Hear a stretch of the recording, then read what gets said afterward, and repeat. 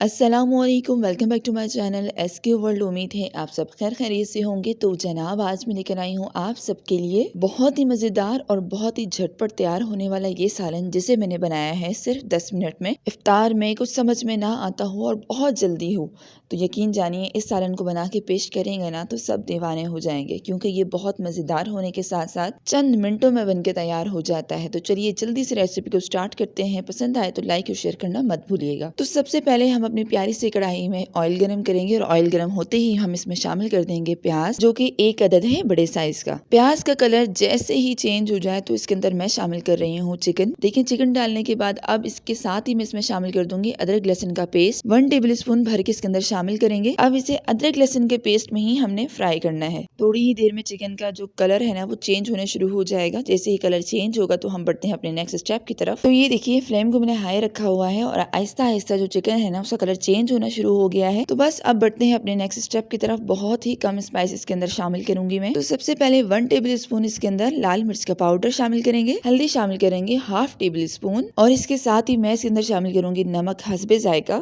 2 चीजें इसके अंदर और जाएंगी, लेकिन वो आगे चल के इसके अंदर ऐड करेंगे। वो क्या है आगे चल के बताऊंगी। तो ये है बिल्कुल बेसिक मसाले। अब चिकन को हमने इन मसालों में भूनना है अच्छी तरह से, ताकि इसका अच्छा सा प्यारा सा कलर निकल के आ जाए। देखिए कितनी आसानी के साथ ये बन के तैयार हो रहा है ना, कोई मुश्किल नहीं है और ये बहुत ही मजेदार बन के तैयार होता है। 3 अदद टमाटर लिए और थोड़ा सा पानी शामिल करके इसे ग्राइंड कर लिया और टमाटो प्यूरी बन के तैयार हो गई। इसे भी चिकन में शामिल कर देंगे और शामिल करने के बाद इसे अच्छी तरह से मिक्स करेंगे और फिर कवर कर देंगे। हाई फ्लेम रखते हुए 5 मिनट हमने इसे इसी तरह से पकाना है। तो बस जैसे ही 5 मिनट कंप्लीट हो जाएंगे तो देखेंगे हम कि चिकन अच्छी तरह से गल गया है कि नहीं।